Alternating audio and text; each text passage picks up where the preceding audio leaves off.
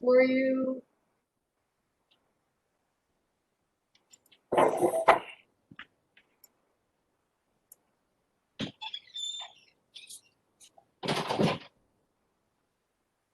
Okay, I think I have everybody. Good morning, everybody. Welcome to our huddle after the 6:58 meeting. Are there any wins we'd like to share?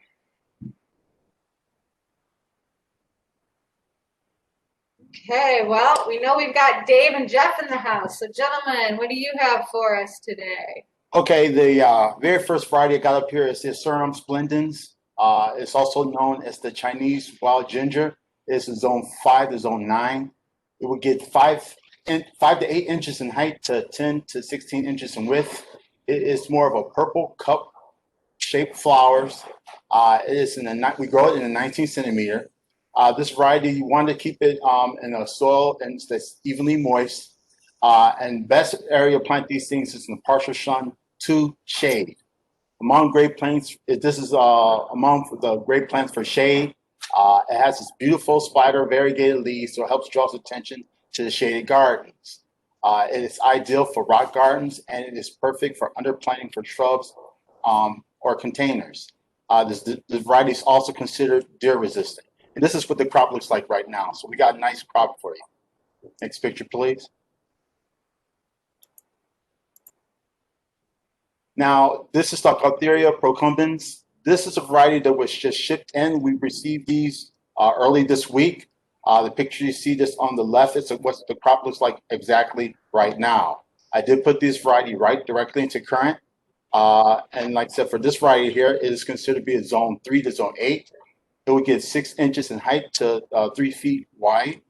It is a white blush to pale pink flowers to it. We grow this in the black 1 gallon pot. It likes moist, acidic soil, sandy, well drained. You want to water this regularly, especially during the periods of drought, during the hot summer times. It likes more to be, the more it's in the sun, the darker the leaves will get for this variety right here. It's a fragrant, shiny dark leaves, turn burgundy in the fall. It's a 1.5 inch fruit, rise in midsummer, and to continue into the following spring. Good for patio pots, designed in landscape and ground covers. This variety blooms in the in spring to late summer. Like I said, we just got this variety in, so as you can see, they're ready to go. Next picture, please. Now this is the grass Hakonicola All Gold Star. This is another variety we just received in this week. But this crop I put in the spring. Once it's ready, it is in a house that's heated. Once it's ready, we will move this into current. It is also known as Japanese forest grass. This is zone 5 to zone 9. We grow this in a 1 gallon pot. It would get 12 inches to 18 inches in height to 18 inches width. It likes to be in moist and well-drained soil. This is a variety they do recommend you try to plant this in a shady area. It's an ornamental grass. It's perfect for small gardens. Narrow, bright, golden yellow leaves that stretches to 10 inches long. Perfect for small gardens, and it's considered to be a problem-free perennial. Full sun exposure can burn this variety. It is said that the leaves on this thing is almost paper-like thin. As you know, for any variety you have is like with yellow or variegated, they can be known to be more very sensitive in the sun. So this is one of those varieties that does best when you plant it to shade, to almost full shade. The great thing about this variety also too is that it's more of a cascading variety. So it's something you want to plant in your landscape or rock gardens, or something that's at the lower edge or the bottom to cover the wooden areas of your perennials. But put it somewhere where you could to really enjoy the cascading effects what this variety gives. Like I said, it's bright yellow, but you make sure you want to, where you plant it is very, very important, because it is sensitive sun and it will burn if it gets direct sun all day long. Next variety, please. The Erica Mediterranean all pink. This is a variety we got also going to get direction. It's not in yet, but we usually get this variety in the end of March. As you can know, this variety is also known as spring heath, snow heath, and also known as winter heath. This is variety is zone 6 to zone 8. It will get 1 feet to 12 feet in height to 1 feet to 12 feet in width. And it's a beautiful pink bell-like flower to this, tiny bells like flowers. We grow this in a 1-gallon pot. It likes to be moist but well-drained soil. Now this great thing about this one, it prefers to be planted in a direct sun. It's a great variety we have for pollinators. Bees love this varieties. They really attract them. So if you got someone who's like having a nice bee garden for pollinators, this is a very good variety you want to pick from. All right. This is a vigorous shrub with clouds and magenta flowers that blooms from the midwinter to mid-spring. As you can see, the picture to the left, that's still some snow on the ground. So this is a variety like Helleborus that blooms just right after winter is almost over. So this is a variety that's a very, very early bloomer. The one thing you do want to keep in mind about this variety is that when you want to do a trim on it, you want to do it once the flower is done blooming, soon right afterwards, because this variety will start growing buds on it for the next following year during the course of the summer. Anytime after that, you don't really want to be trimming it, because you may take the chance of taking and trimming off the bloom or the buds and blooms of this for the next following year. Like I said, this is variety we're going to receive in March, so hopefully we'll have this all ready for you. As soon as you come in, I will move this variety right into current. Next picture, please. Now, this is the same variety, but this is the white version of it instead. It's also known as spring heath, snow heath, and also winter heath. This is zone 6 and zone 8. It will get 1 to 2 feet in height to 1 to 2 feet in width. This is more of a pure white. It's also like bell-shaped like flowers for this. Newly plants can dry out quickly. This is true about this variety. I have seen that you will have to really pay attention to this when it comes to water, because it does dry out quickly. It's a vigorous shrub with clouds of white flowers that blooms from midwinter to the mid-spring. Like I said before, keep in mind, shear this after it's done with flowering, because the buds will start growing up this during the course of the summer, and you want to trim me after that. Next picture, please. Okay, this is the Deutzia Yuki cherry blossom, also known as slender Deutzia. This is a zone 5 to zone 8. It will get 12 inches to 24 inches in height, as well as 12 inches to 24 inches in width. This is also another variety that has pink bell-like flowers to it. We grow this in a 2-gallon. It likes to be in well-drained soil, and this is a variety that, for the best effect, it is recommended you plant this variety in the direct sun. For 2 great seasons of interest, in spring you'll have these beautiful blooms that you see, pink bells, and in the fall it will have this beautiful burgundy like foliage flowers to it. So you have 2 good spring or 2 seasonal good interests for this variety right here. Great for mass planting because of its neat mounds and habit. Excellent for ground cover, for slopes, and it's considered to be deer resistant. Next picture, please. Next one is the Deutzia Yuki Snowflake, another variety that's also you want to plant in the direct sun. I'm sorry, full sun to part shade for this one. This is zone 5 to zone 8. It will get 12 to 24 inches in height, as well as 12 to 24 inches in width. Like I said, this one has more of a pure white flower to it. This is a variety we grow in a 3-gallon. It likes to be moist but well-drained soil, and this variety is considered deer resistant, which is a plus.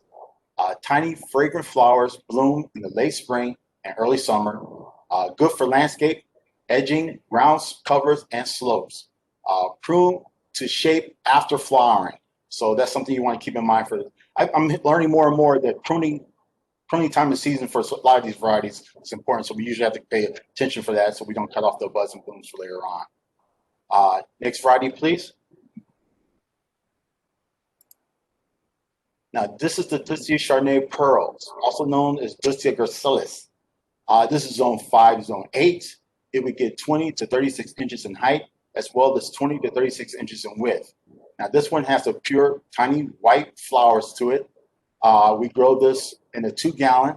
It likes to be in well-drained soil, but it also is adaptable to other types of soil, which is good. Blooms on old wood. It blooms from the early to late spring. It does better in the part sun to part shade.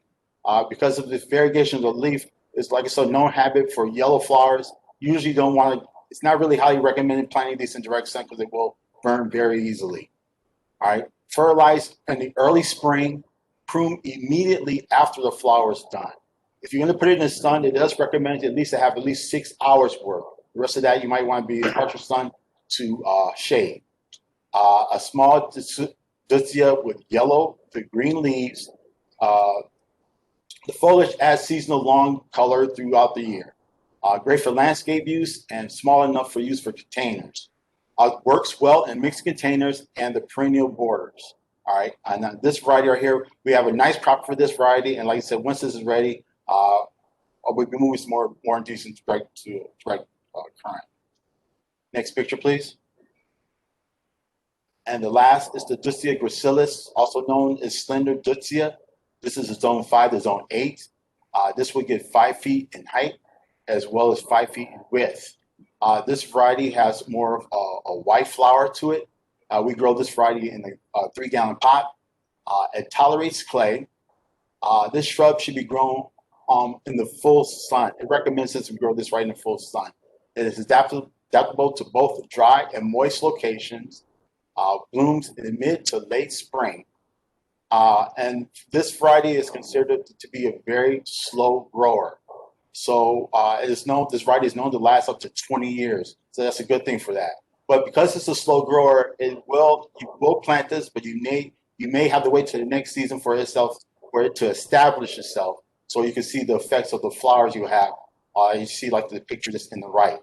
The great thing about this variety is once it is established, it will flower from top all the way bottom. You won't even need to put any type of front planting in the front to cover the bottom. As you can see, it will flower all the way from top to bottom. But like I said, it is a slow grower and is known to last up to 20 years. So that's a great plus for that variety. And I think that's it I have for you, Lee. Yep, that is your last picture. Okay. Good. Any questions for David? I actually have a question, David. You showed us the grass Hecanacloa all gold. Mm-hmm. In the previous years, I believe that was grown at the greenhouse. That's correct. That is correct. I think is more for right now. We're probably bringing in more, as you know. Tom's bringing in a lot more varieties, bringing them earlier because of sales goals projection for this year. So for right now, we got this, and where we do have this in a heated house, and it's another variety we're going to have at least before nighttime temperatures need to be at least above 38 before we move them right into current. Okay, so there'll be two. So it sounds like there's going to be 2 crops: a crop at the Huron greenhouse, and then a crop here. Is that? But just for clarification, is that what I'm understanding? I will have to verify that in the FileMaker card, but I know he brought in more of these because of some fact that your projection for this year. Okay, all right. Thank you very much for that clarification. You're welcome. Okay, are there any other questions for David or for Jeff? Hey, Dave, how's the echinacea crops coming along? We still haven't got some of the seedings in and stuff like that. I think they got some of the flats. They haven't. We just got in some more people. They're hoping to bring in some more locals and to start planting some of this variety. Now, the great thing about the echinacea, though, would be in CBG, and we do that is heat, and we got lamps in there for grow lights in their area too. So we can speed up the process of growing that. But for right now, we haven't had very much. There's nothing very canned yet, but will be done soon, though. Yeah, and then David, for clarification, those crops, the forecasted release date, or I'm sorry, the historical release date, excuse me, is more towards middle to the end of May. Is that correct? That's correct. But like I said, these are projected. It will be affected by the timely when we receive these plants and also weather conditions. Last year, weather was kind of more harder. We had to put stuff back because of cold temperatures. But I'm hoping the way the temperatures are going right now, we may be able to speed it up. But we'll see. We'll see. Okay. Thank you. You're welcome. Hey, David. Yes. Once those are canned, where will that show up? Just in virtual or in Great Plains? If this right now, it should be in virtual, but once it's canned, that will be showing right into Great Plains. For most perennials we get in, we don't keep those in FileMaker. But once they come in, they come directly into Great Plains, and I'll put them in a designated bucket when we believe they'll be ready to be shipped. And that's mostly a general rule we have for all the perennials.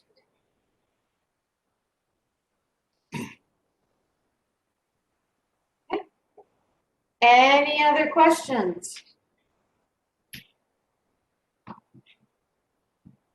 All right. Well, thank you, David and Jeff. We hope you have a great Friday and a fantastic weekend.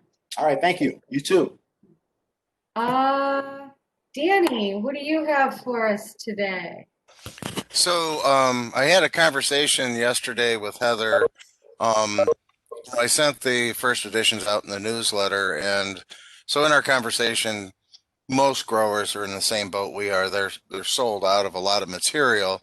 So if you have a customer that doesn't have first editions on order, you can get them signed up for that point of purchase material as long as they sign up knowing that they're gonna buy the required amount of plants over the course of the season. So for instance, I think we only have like 4 varieties left. They place an initial order and say, yeah, when things are ready, I will buy more plants to meet that requirement. But we won't, you can get them signed up, and they'll certainly send them the point of purchase material now, so then they're ready for when the crops come out. So some of our first editions may not be ready until we get into like June, July with that next crop, and they understand that they're in the same boat. Bailey's is the same boat, so they're signing people up, getting them in, and getting them ready, and then as the crops come on, then they'll have the materials to display. So I talked to her. They've got a lot of the first tier stuff. They're only down to like 3 or so left on the arbors. So that one I would say would be more somebody that has a lot on order and can start out of the gate. But anyways, we got potential for the first tier to get those materials out. The deadline to sign people up is still February 25th. And when those are ready, they ship direct to the garden center. So it's going to Hort Printers or Aurora Visual, after that February deadline, and they ship directly to the IGCs. So it gives you an opportunity if you think that you want to get them signed up for that program, get the forms into Heather, get them signed up, but they need to make a conscious commitment that that they are going to buy the plants and display the plants to get the point of purchase. So I thought that may have answered the question. We do have quite a few plants, but unfortunately there's not a variety of plants, but that should help anybody new that wants to jump on that bandwagon. Any questions?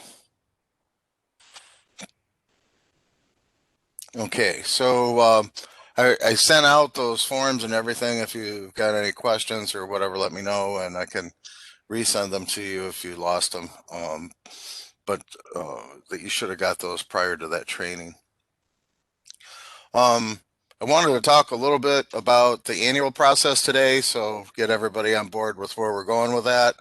So we got orders in-house, and Mark and Lee are busy going through doing those allocations, and we'll get those to you for customers.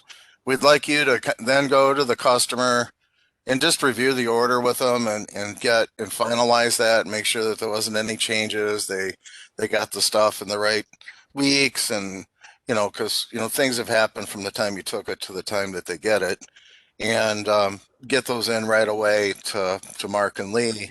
Our goal is then to get that to Kathy so she has a final look and know that the orders that we have, to the best of our knowledge, is good, and she can plan accordingly.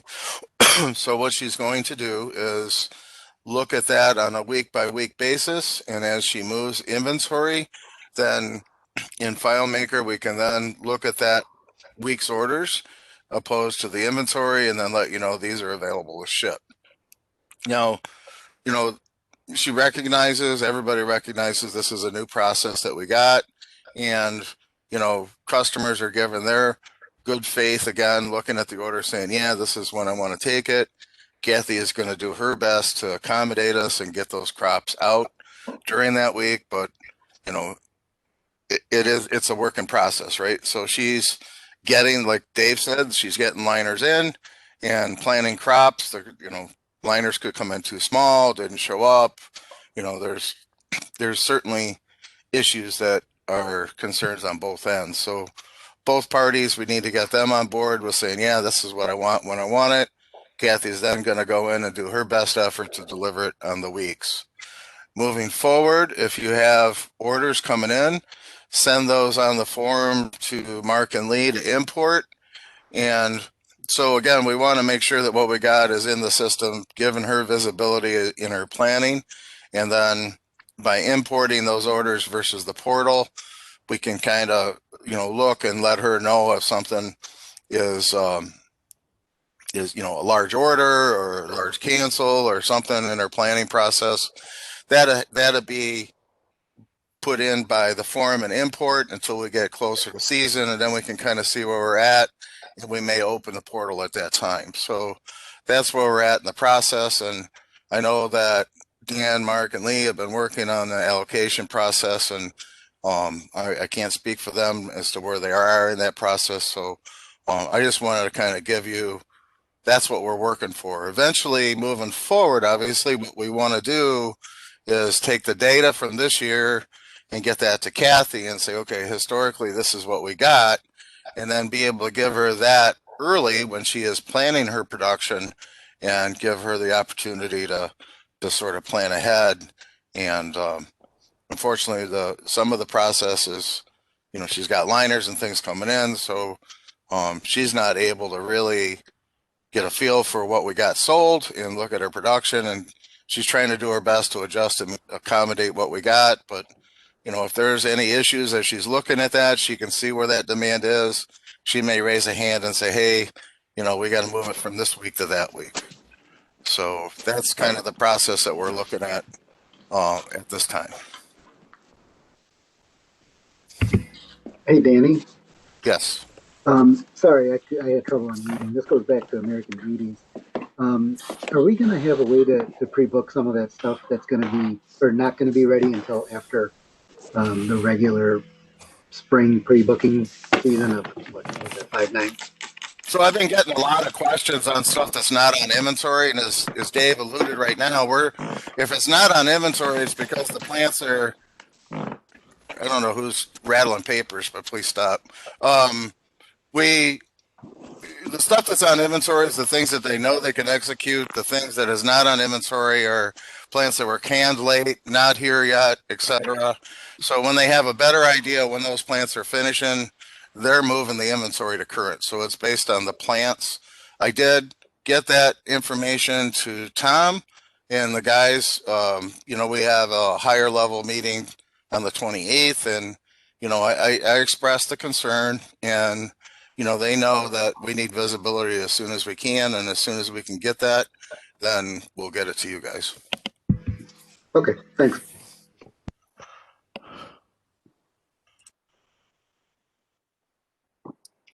Okay, any other questions for Danny?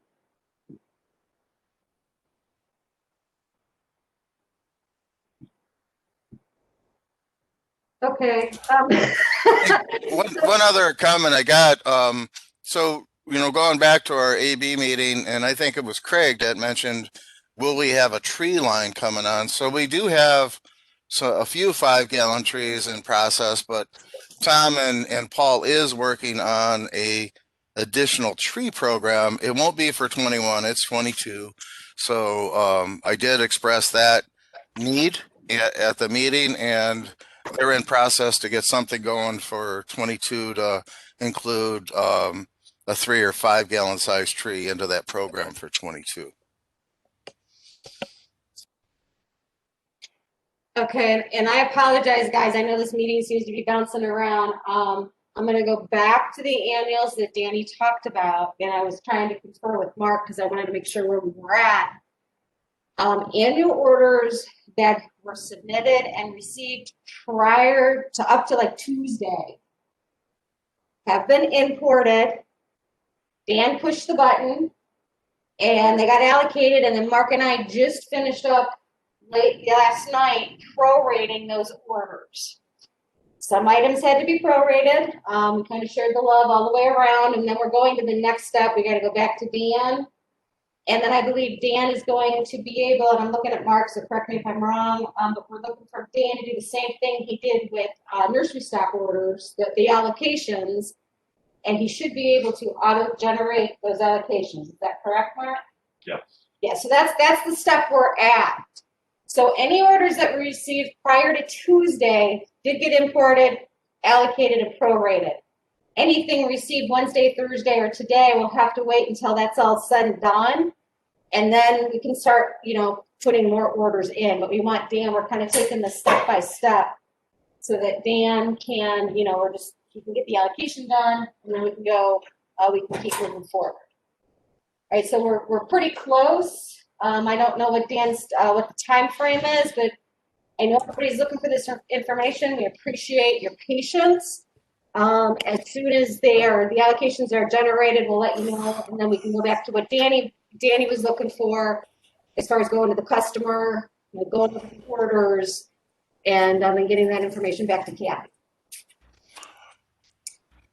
So thank you, Lee. And so just to interject, moving forward, as you're sending in new orders, we know that landscapers are may or may not be placing orders, or they get jobs or whatever. So if you have a large quantity of something for a job, certainly run that by us. So then we can, we need to notify Kathy and say, hey, we got a guy that needs,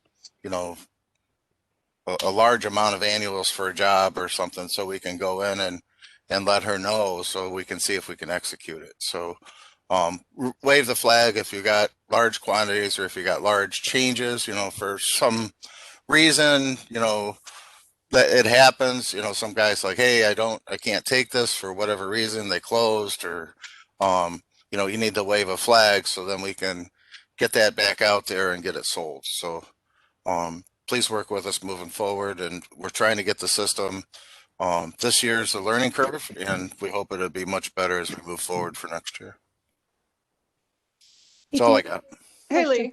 Oh, go ahead. Go ahead, Andrea. Oh, so were orders that received that first week prorated the same as orders that were received last week? Correct. That doesn't seem right to me.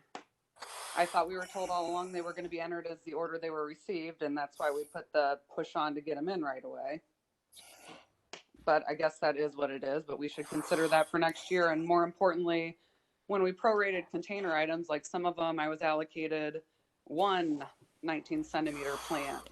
If it was automatically done, do we need to review that to make sure we're not going to have weird quantities on our quartz and succulents and stuff like that? And yeah, that's a good point, Andrea. Thank you. That's what Mark and I did yesterday afternoon. We reviewed all the succulents, all the quartz, 6-inch indoor fern, The indoor plants. the indoor plants. That's what we did yesterday afternoon. We reviewed to make sure they were in quantities of 6 and 8 per the pack that Kathy ships them in. At the allocations, they feel this time for the annuals, there were really just hardly a handful that there were some customers that we were not able to prorate or give anything to. So they should be pretty good all the way across.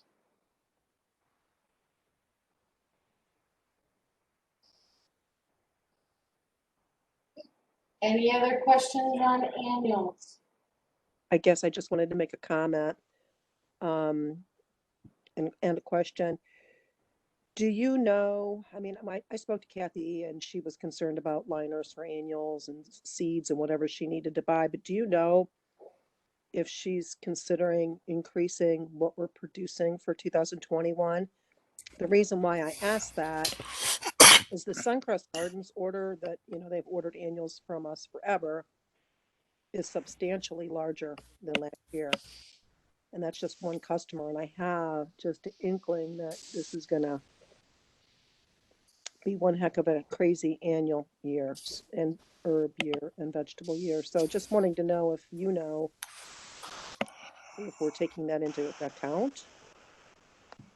So I did talk to Kathy. We ran reports and had her look at them, and as Mark alluded, there was very few things that we couldn't fulfill, or that we had to go back and prorate. Um, and then she looked at those few items that were negative, and she's not able at this point to get the liners. So she did get a early report on those, and she'll go out and try to fulfill it. But much of the reason and the numbers that we have is due to room. So it's supply and room, and no, she's not planning any large increases, but she's looking at what's available on the market right now, and seeing what she can do. But yeah, we recognize that there is a big demand, but everybody is, and it just comes down to what she can get this late in the game as far as liners and materials and the room to do it right now. So she's looking at it, but again, it's a tight market out there. She's had contract orders for many years, and those people are late to the game, and she's trying to fill those, and doing that, she's looking and she's like, the stuff just isn't there right now. So demands everywhere.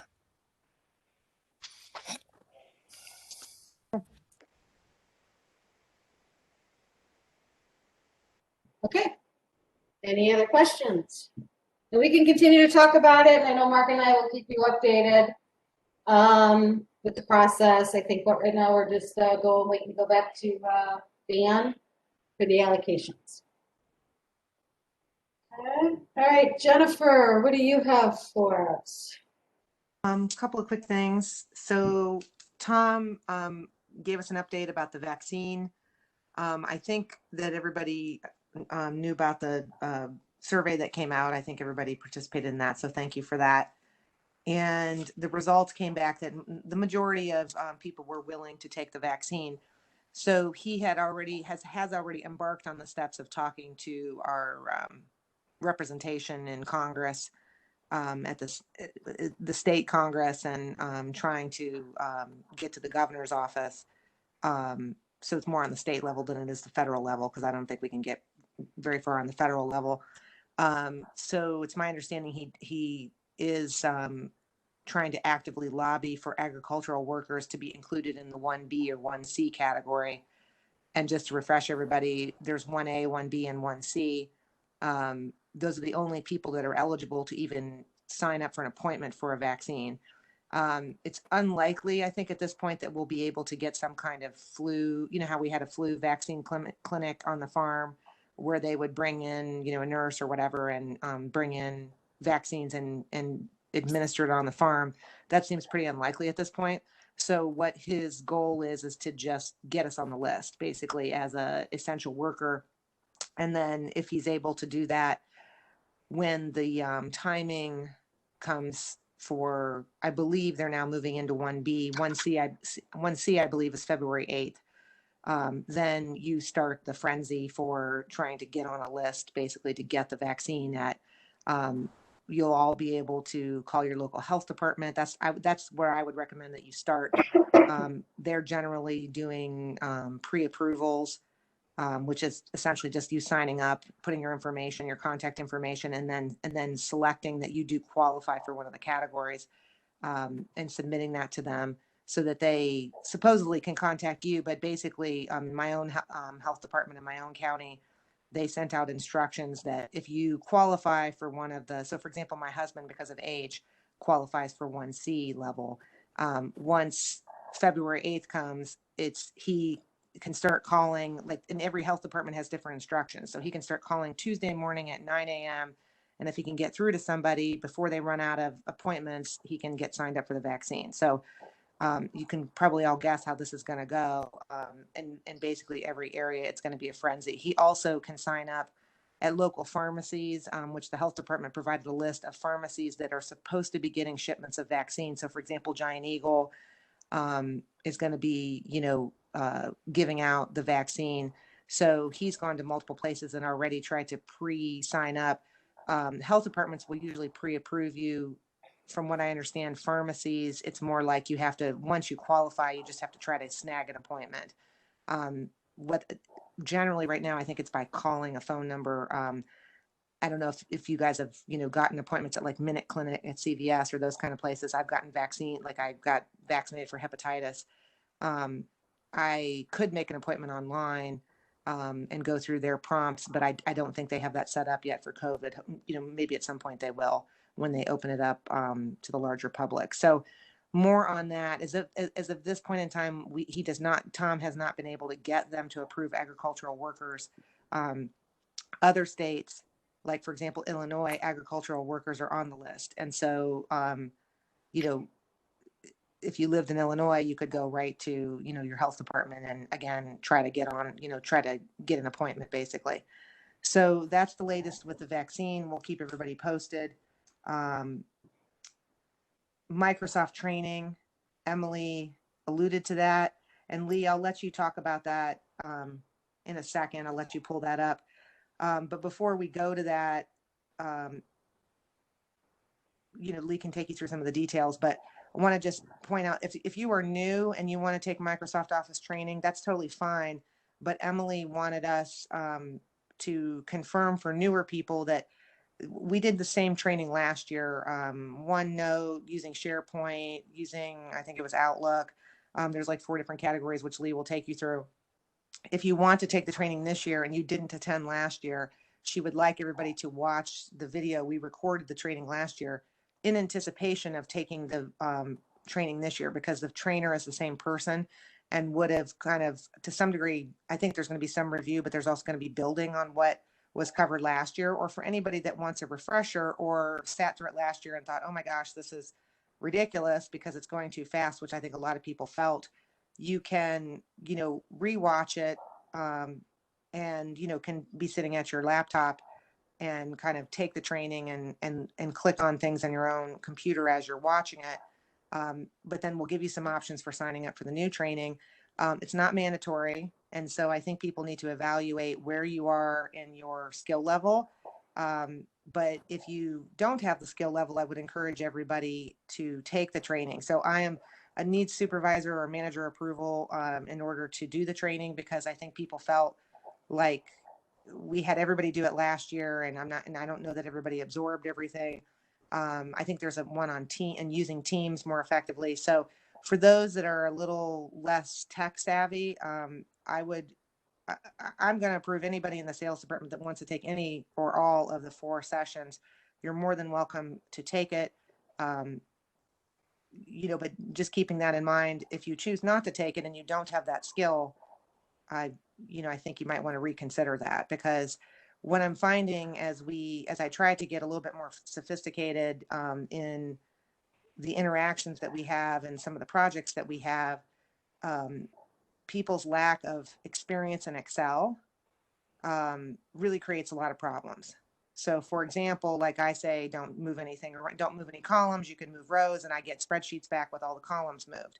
People don't know how to hide and unhide things, or freeze panes, which are very basic concepts in Excel, which when you're working on an Excel spreadsheet would help you navigate a budget that's very complicated and very tedious. If you had that skill set, it would make it a lot easier for you. People don't know how to use VLOOKUPs, where you're looking for information from one spreadsheet and putting it on another spreadsheet, just by, doing a quick formula and, and then dragging that formula, and then boom, all the data has been transferred, as opposed to, I know people are going back and forth and looking at one spreadsheet and putting it into another one. You're wasting a lot of time basically because you don't know how to do basic skills in Excel.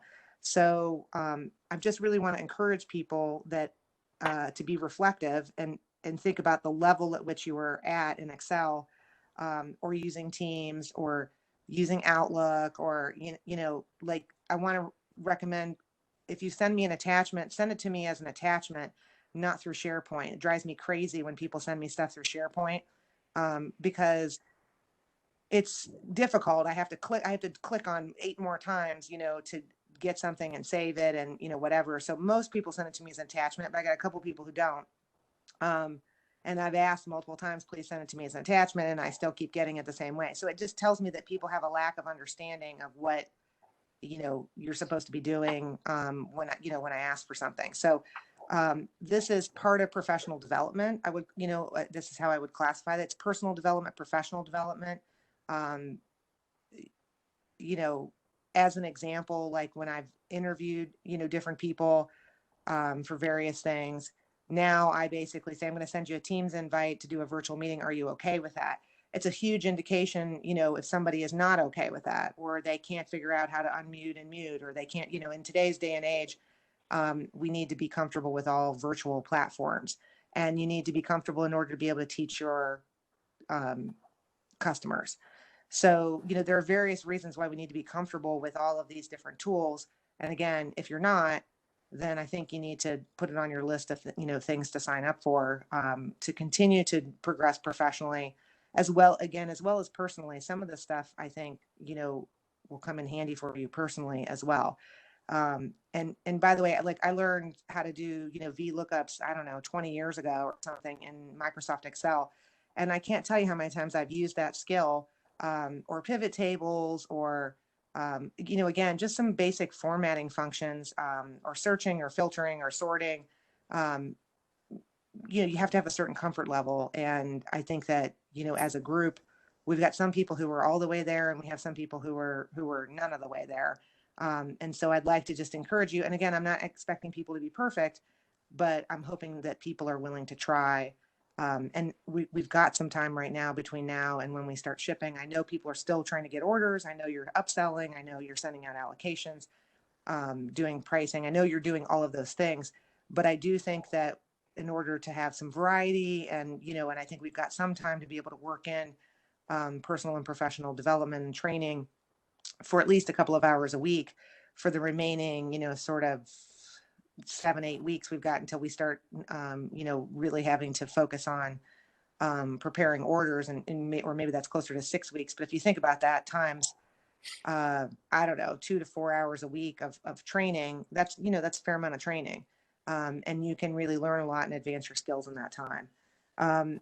So before we talk, I'll have Lee as a follow-up to this pull up the Microsoft training, but then I want to just give everybody a chance. If anybody has a question, I'm not sure that everybody's gotten the evaluation sheet yet and your job description. If you haven't, it'll get sent out today. I know for the territory managers that you guys have it because I sent you last night the job description and the evaluation form. And I said, if you've got questions like on the form itself, I think it would be great to bring it up in a huddle, because if you have a question, it's likely that other people might too. Of course, if you have questions about your own personal situation, feel free to contact me directly. And it's possible people may not have had a chance to look at it yet, because I think I sent it after business hours, and I know, we had our first meeting this morning at 7. So if you don't have questions yet, we certainly can entertain those on Monday, once people have had a chance to kind of look at it and absorb it. But the general timeline here is that we're going to ask people to do the self-evaluation. We're giving you, today and next week to work on it. I think Lee's saying by 4:00 on, I said end of day. She said 4:00 by Friday. That will then give the managers, whether you're in marketing, that would be Danny, excuse me, inside people, that would be Lee, outside people, that would be me, and managers, that would be me. It gives us a week to fill out our own part of the evaluation. And then probably the second week in February, we'll start scheduling, meetings to have that consensus discussion where we would look at how you rated yourself. We'll look at how the manager rated you, and then have a discussion about where do we come out at. And I just want to emphasize to people, this is a new process, so try not to stress out about it. I know it's a difficult thing to kind of give yourself a rating, and you can get in your head and kind of go, well, what does that say about me if I, give myself a, if I really want to give myself a 5 or a 4, 4, like, is 3 okay? And, so I think I would say, again, 3 is you're doing your job and you're good at it. A 4 is, you're really doing some extra stuff there. And 5 is just like, you're out of this world. And 2 is, maybe got some things you need to work on. I think it's unlikely that we have people at a 1 in our, in our department, based on what I know. I don't think we're going to see that. So, just, I would take it with a grain of salt, in the sense that you're, give it some thought, but know that there's going to be a discussion, and there will be a final consensus number, and there'll be an opportunity to put notes about how you and your manager came to that consensus number. So I guess my point is that you don't just have one shot at it. You've got a second shot. So like if you put something, and just because I know some of you, if you put a number down, like, and then you fret about it for a week, like, well, I'm looking at it, when we come to have the meeting, you can come back to me and say, I gave myself a 3, but I really think I'm a 4, or whatever. It's not, and we can talk about it. And by the way, I might have a different opinion and might say, well, I think you're better than you think you are. And we can, kind of come to a consensus on that as well. So this is just, this year's kind of a baseline and kind of just a starting process. I think Emily wanted to upgrade the professionalism of our evaluations. I think for those that have been here, our former evaluation forms were, not as good. I didn't actually use them for the territory managers. I did something completely different. Because I didn't particularly love the form that we had. But we're going to go to this one corporate approach, and, everybody's going to be doing the same thing. So again, it's new. Let's just work together. If you've got questions, ask them. And if you really just can't decide, just pick a number and then we'll talk about it. And you can even put a comment in there like, I'm really agonizing over it or whatever. So I just don't want to have people spend too much time on it. I mean, I want you to spend an adequate amount of time, but I don't want you to, go into the throes of despair and debate, about any particular category. So why don't do you have the ability to pull up on the Microsoft training just to show the options? Yes, I do. I'm just going to say a couple words. I'm going to tag along with what Jennifer said. The ISRs, the evaluations were emailed out. They were emailed out after hours. So take a look at them. We can continue having conversations. If you have questions, feel free to reach out. And we'll just kind of get through this process. Like Jennifer said, it's new and I'm kind of excited about it, and we'll move forward. Okay, so for the training, and I think I'm just going to start from the beginning. So of course, some of you may have a SharePoint icon on your desktop. I know Dan has set, can you guys still, I'm thinking you guys can still see my screen. Some of you may have a SharePoint icon on your desktop that takes you right in. For those of us that don't, we go into our folder at the bottom. We go into SharePoint, and then normally you would go into sales, but because you're going into the sales folder. But for this, you want to stay in the general. This is like the general where everybody has access to it. And then you'll see the training here that says Office 365 Training Signups 2021. So when you go in, you'll see the 4 different sessions that they're going to be training on. I believe it's the 28th, Thursday the 28th. You'll see the signups. You have Outlook, you have OneNote, SharePoint, OneDrive, and Teams. And then the second tab is the session descriptions. And then it tells you all about the different sessions regarding Outlook. Don't want to make anybody seasick by scrolling too fast. You've got OneNote, SharePoint, and then OneDrive and Teams. Okay, so you can kind of take a look at that. If, to Jennifer's point, I mean, if you have questions or, feel free to sign up. Let us know you're signing up so that we know, who's going to be doing what. And then, of course, I don't think anybody's going to be joining in the Ginkgo room, but you're more than welcome to, and it's a max of 25 people, and you would want to sign up over here, okay? I'm just going to kind of give you a little background just to maybe help everybody understand. I did sign up for OneNote, for SharePoint, and Teams because we're going to that next level. For those of us that did the training last year, I think it was very quick. We learned a lot last year. At least I know I learned a lot last year, but I'm looking to take it to the next level. Regarding Outlook, when I looked at the session descriptions, I get the feeling it's more towards using your calendar and that sort of thing. And I decided, well, I don't really want to, yeah, the Outlook calendar is great, but we really want to focus more on using this Salesforce calendar. So kind of that's why I chose not to take the Outlook. I might change my mind, but right now I've decided not to take it. But take a look at these descriptions. Feel free to sign up and just let your managers know, whether it's Danny, myself, or Jennifer, what you're looking to do. You can go right into SharePoint, put your name down, and then make sure you put that into the into Salesforce calendar to mark yourself as busy. So as we look at those, start looking at those calendars, we know where everybody is in case I go to call you. I'm trying to get more in the habit of looking at the calendars before I call somebody. I know I've unfortunately called 2 people that were in OC&T training Tuesday morning because I totally brain cramped on it. So I'm kind of trying to train myself to look at calendars to see where people are at. So does that make sense? Any questions on the training? Lee, I just have one more comment. I mentioned Excel, which is not offered on January 28th, but what I meant to say was if for people who want more training in Excel, because I think in particular in the sales department, it's important. Could you email me or Lee or Danny, or you can just email me because I would like to go to Emily and ask if there is a guy I think who has done it for us in the past. And I would like to see if we can arrange that, perhaps a session for sales, or maybe, Emily might want to open it up to other people if we take the trouble to arrange it. But I think that Excel in particular is really important that people are comfortable with it. So if you feel that you need more training, please advise, and we'll see if we can supplement this training. On a different day, we would do Excel.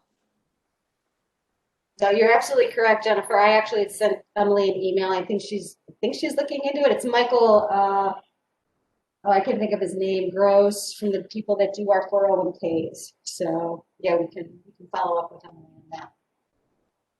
Okay. Any questions on the training? Lee, for Excel training, do we know if there's any options for us to do that online for courses? The Excel training that we've done in the past at Willoway has gone very fast, and it's usually very basic, and you can't do it hands-on. So does anybody out there know if there are some good online courses? I mean, I found one through, I think it's Udemy or Udemy or something like that I would just pay for and take personally. But if anybody knows of any free online resources other than YouTube, I would welcome that information because I haven't found the Excel courses that Willoway has offered to be sufficient to teach me. So, Jennifer, when you were taking those, just to give me some feedback, were you in the Ginkgo room? Because you weren't doing it remotely, right? yes, we were in the Ginkgo room, and it was done.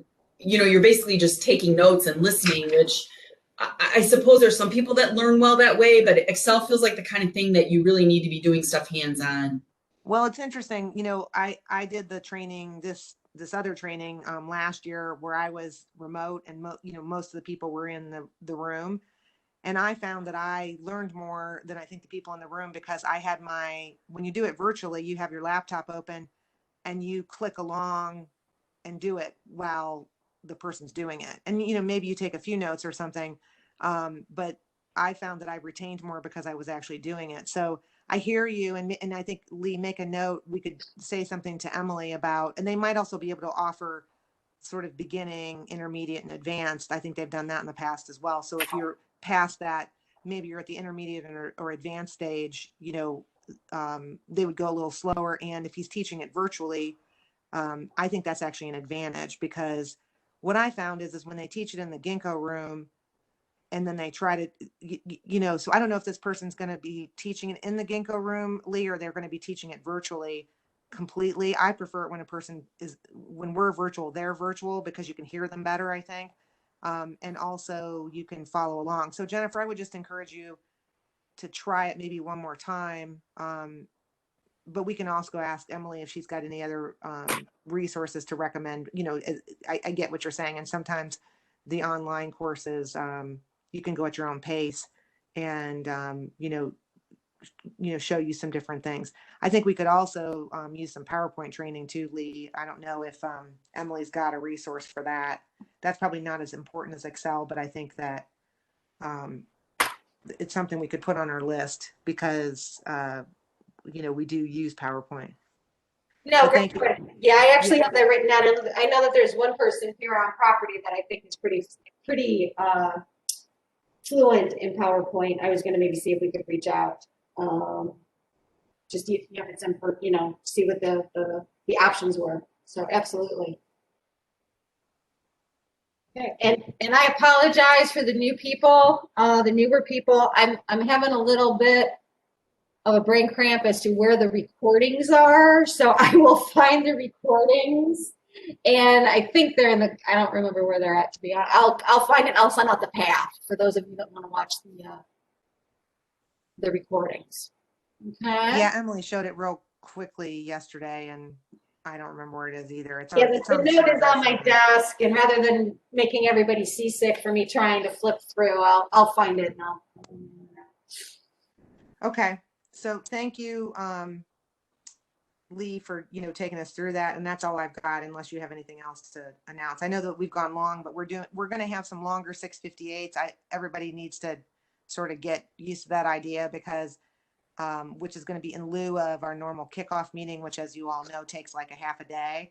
So they're going to be taking those components and splitting them up and adding them to the 658. So everybody should have the expectation that the 658s are going to run longer, but I think easier than sitting there for 4 hours, watching some of these health and safety videos, which are required. And just so you know, Lee is taking attendance because we're required to report that to the state. Like it's a requirement for agricultural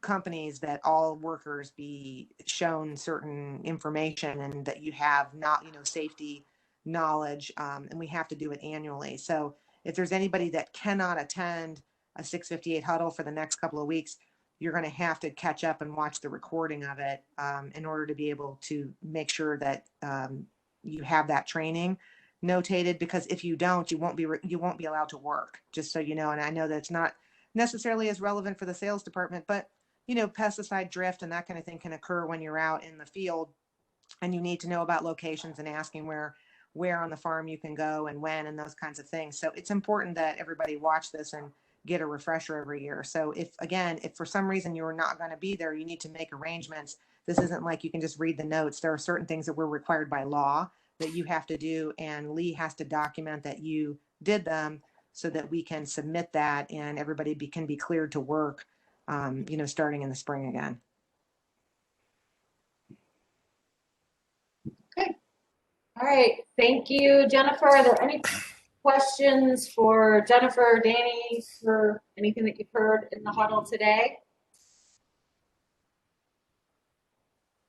Okay, I do know that it's gone long. We appreciate everybody's patience. And before we end, I thought we could end it on a good note. And please join me in wishing Tony an early birthday, because his birthday is tomorrow, January 23rd. So maybe if you want to unmute or send him an email to tell him happy birthday, and hope you have a great day. Woo-hoo! Happy birthday, Tony. Woo-hoo! Happy birthday. Happy birthday, Tony. Thanks, guys. All right. Well, thank you very much. Have a great Friday. Have a great weekend, and we'll talk again on Monday. Mark, can you give me a call when you get a chance, please? Okay.